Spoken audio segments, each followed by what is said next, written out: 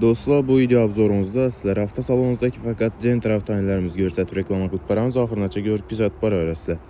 Narxları makul olsa maşınlarını gəlib bemalal xarid qılıb gitsəyizə buladı. Bulmasam başladık. 2023 yıl mexanika korobka Gentramızdan başlayımız. Maşının yürgən dostlar 17.000 km, kraskesi 100% radno. Maşınımız benzində dostlar. Yumşaq polola qoyulğan, haləti ötə ideal.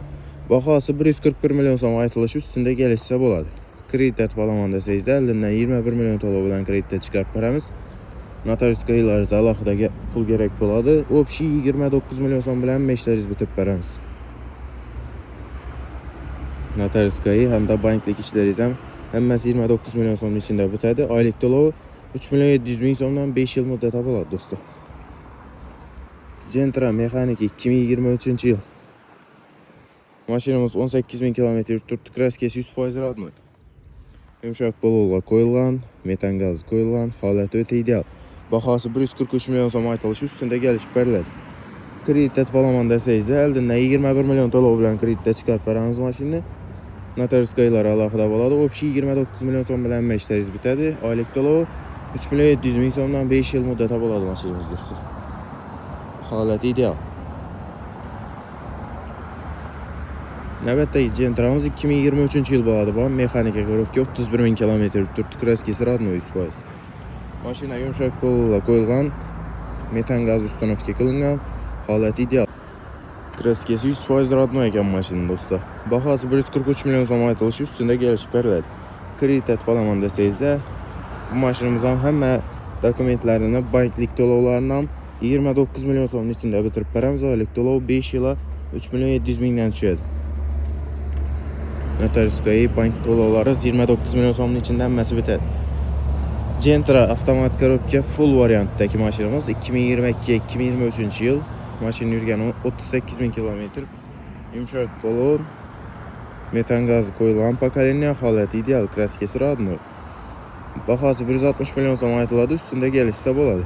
Kreditə 46 milyon 50'dən dolov bilən çıxart paramız dostlar. Aylık dolov 3,5 milyondan 5 yıl müddətə buladı. Haləti ideal. Gəlib bemalal xarid qılarsa maşınımızda krugovoy tonirovkaların 8 ay ruxsatı var ekan, haləti ötə ideal. Avtomat full variantdaki Gentramız. Lüklə var. Tonirovka razрешениyaları var. Amerikan Govtra orijinallarından qoyulğan. Baxası 160 milyon som dostlar.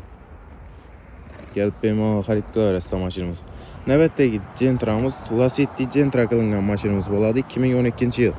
289 min yurtdurtu kraskesi petno var. Metan qaz, yumşaq polon, çixol polikinadin qoyulğan. Maşının haləti ötə ideal, avtomat korobka buladı. 66 milyon som aytılışı üstündə gəliş bərlədi dostlar. 25 milyon 50'dən dolov bilən kreditdə çıxart paramız. Aylık dolov 2 milyon 100 bin somdan 3 yıl müddətə buladı.